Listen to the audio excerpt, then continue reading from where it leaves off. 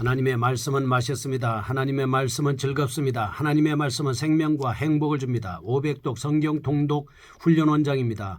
여수 살리는 교회 임기환 목사가 진행하는 하나님의 말씀을 봉독하고 전하는 시간입니다. 함께 하시면 기적이 일어납니다. 알람을 설정하시면 좋겠습니다. 오늘은 사무엘하 4장을 봉독하고 말씀을 전하겠습니다.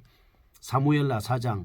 사울의 아들 이스보셋은 아브넬이 헤브론에서 죽었다함을 듣고 손에 맥이 풀렸고 온 이스라엘이 놀라니라. 사울의 아들 이스보셋에게 군 지휘관 두 사람이 있으니 한 사람의 이름은 바하나요 한 사람의 이름은 레갑이라. 베냐민 족속 부에롯 사람 림몬의 아들들이더라. 부에롯도 베냐민 지파에 속하였으니 일찍이 부에롯 사람들이 기타임으로 도망하여 오늘까지 거기에 우거함이더라. 사울의 아들 요나단에게 다리 저는 아들 하나가 있었으니 이름은 무비보셋이라. 전에 사울과 요나단이 죽은 소식이 이스라엘에서 올 때에 그의 나이가 5살이었는데 그 유모가 안고 도망할 때 급히 도망하다가 아이가 떨어져 절개되었더라. 부에롯 사람 림몬의 아들 레갑과 바하나가 길을 떠나 볕이 쬐을 때 즈음에 이스보셋의 집에 이르니 마침 그가 침상에서 낮잠을 자는지라. 레갑과 그의 형제 바하나가 밀을 가지러 온 채하고 집 가운데로 들어가서 그의 배를 찌르고 도망하였더라. 그들이 집에 들어가니 이스보셋이 침실에서 침상 위에 누워있는지라. 그를 쳐 죽이고 목을 베어 그의 머리를 가지고 밤새도록 아라바 길로 가 헤브론에 이르러 다윗 왕에게 이스보셋의 머리를 드리며 아르데 왕의 생명을 헤아려 하던 원수 사울의 아들 이스보셋의 머리가 여기 있나이다. 여호와께서 오늘 우리 주 대신 왕의 원수를 사울과 그의 자손에게 갚으셨나이다 하니 다윗이 부에롯 사람 림몬의 아들 레갑과 그의 형제 바하나에게 대답하여 그들에게 이르되 내 생명을 여러 환난 가운데서 건지신 여호와께서 살아계심을 두고 맹세하노니 전에 사람이 내게 알리기를 보라 사울이 죽었다 하며 그가 좋은 소식을 전하는 줄로 생각하여서도 내가 그를 잡아서 시글락에서 죽여서 그것을 그 소식을 전한 가품으로 삼았거든. 하물며 악인이 의인을 그의 집 침상 위에서 죽인 것이겠느냐. 그런즉 내가 악인의 피 흘린 죄를 너희에게 갚아서 너희를 이 땅에서 없이 하지 아니하겠느냐 하고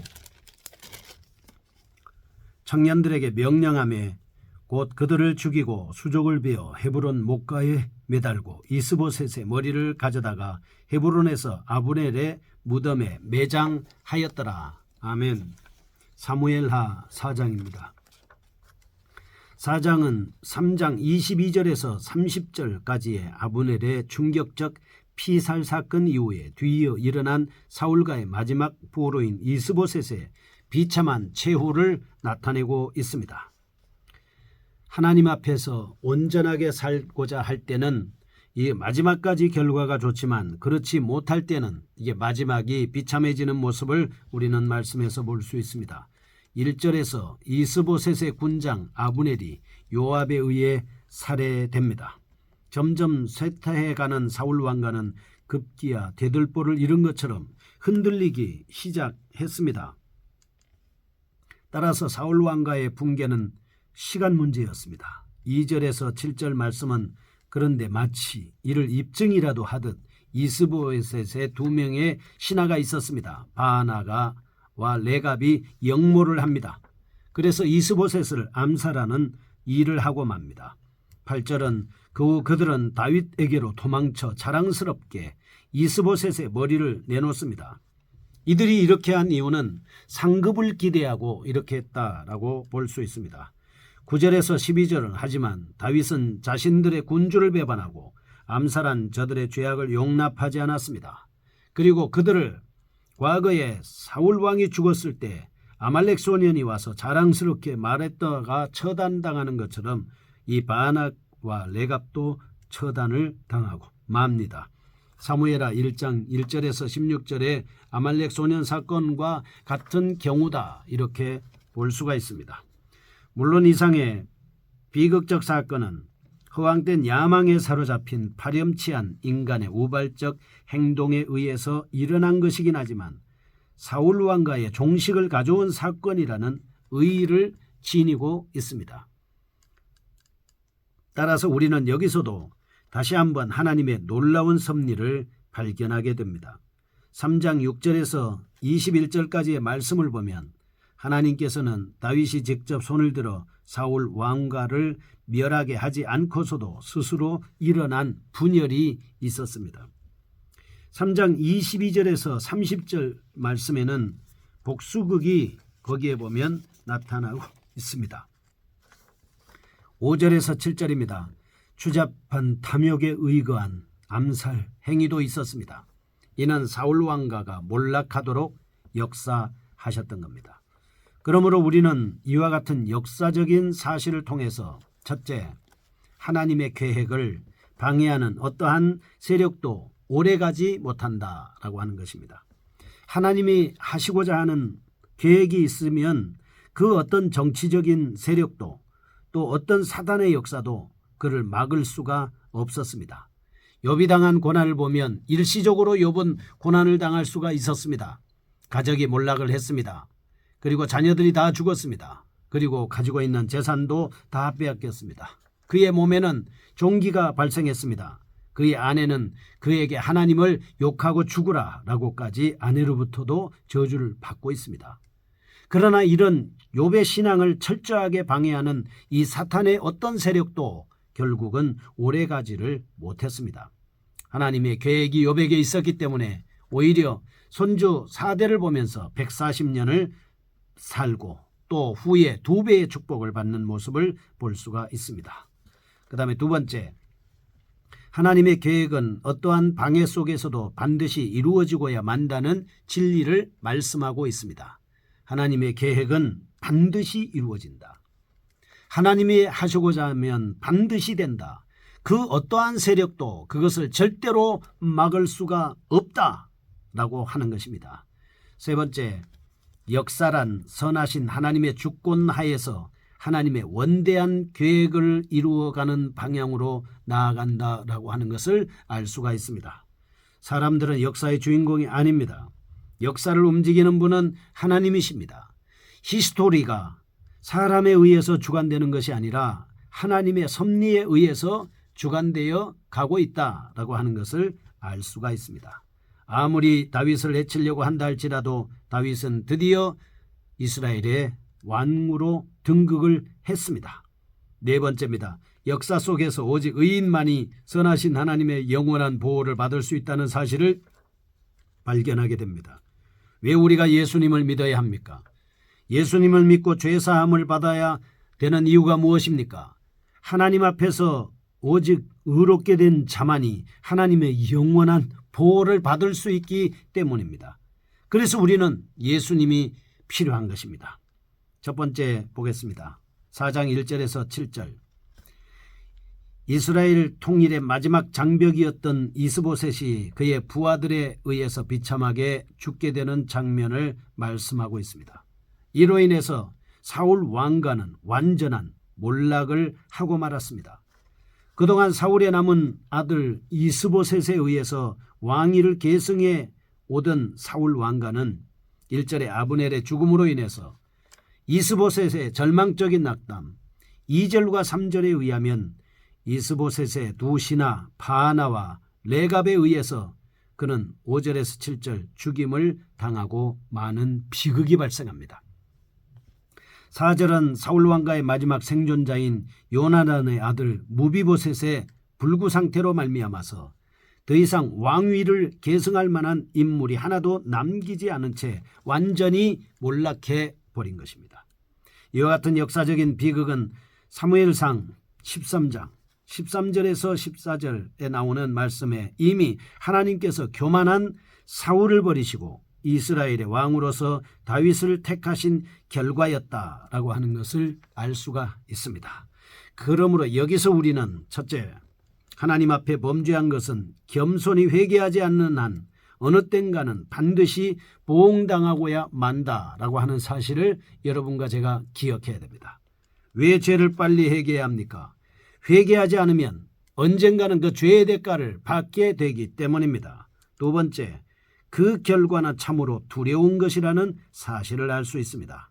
하지만 이스보셋의 비참한 죽음은 개인적으로는 결코 그의 부친의 교만한 범죄의 결과라고 볼 수가 없습니다. 아버지 때문에 아들이 그렇게 됐다라고 하는 것은 아니라는 것입니다. 왜냐하면 하나님께서는 각 개인의 행위에 따라 보응하시는 공의의 하나님이시기 때문입니다.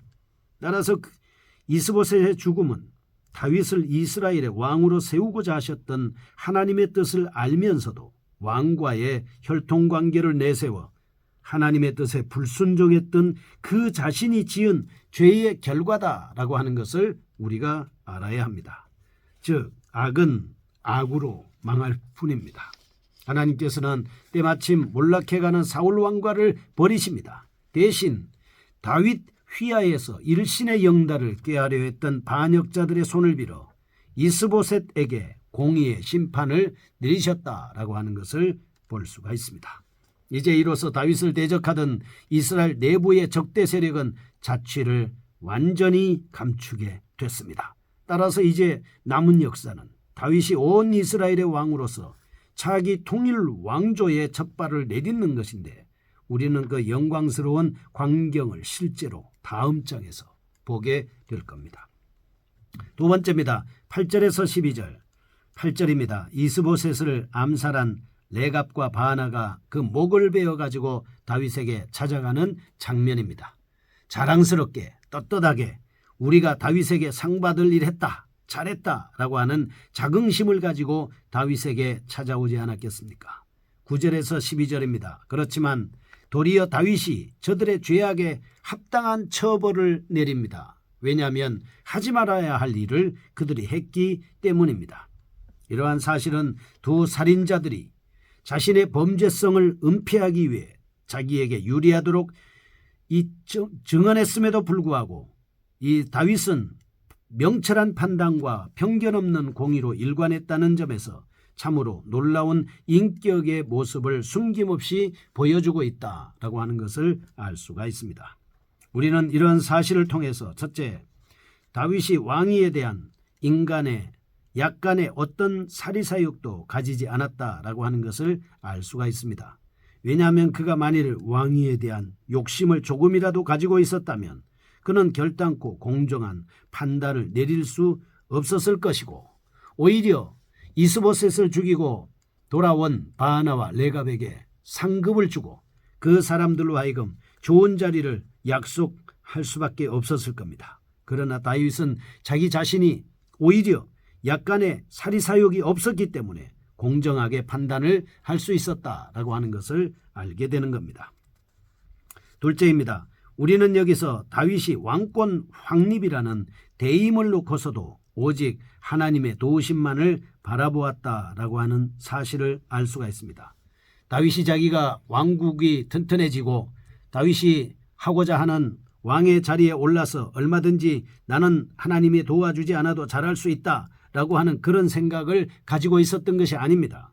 왜냐하면 그는 처음부터 기름 부음 받았을 때부터 사울 왕으로부터 추격을 당할 때부터 계속해서 하나님이 도와주지 아니하시면 나는 아무것도 할 수 없다. 왕의 자리에 올라가지 못할 뿐만 아니라 왕으로서의 어떤 역할도 할 수 없다라고 하는 것을 그는 깨달았기 때문에 살인자들의 도움을 과감하게 물리치고 거절하는 모습을 우리는 이 말씀 가운데서 볼 수가 있습니다. 악인들이 여러분에게 어떤 좋은 조건으로 제의를 해가지고 올 때 여러분은 어떻게 하시겠습니까? 불의한 자들이 여러분에게 어떤 도움을 주고자 할 때 여러분은 어떻게 하시겠습니까? 적당하게 타협하시겠습니까? 아니면 정확한 판단을 통해서 공의로운 판단을 내리겠습니까? 세 번째입니다. 이런 사실을 통해서 우리가 하나님 앞에서 부름을 받은 일꾼들은 무엇보다도 거짓이 없는 순수한 믿음을 가지고 일을 해야 된다라고 하는 것을 깨달아야 할 것입니다. 예수 그리스도께서도 우리에게 이렇게 말씀하셨습니다. 뱀같이 지혜로웠고 비둘기같이 순결한 마음과 믿음을 가지고 일을 하라라고 우리에게 권면해 주고 있습니다. 어떤 문제가 닥칠 때 공정한 판단, 정확한 판단, 공의로운 생각, 의로운 생각 어떻게 해야 가질 수가 있겠습니까? 오직 예수 그리스도의 믿음 안에서 가능합니다.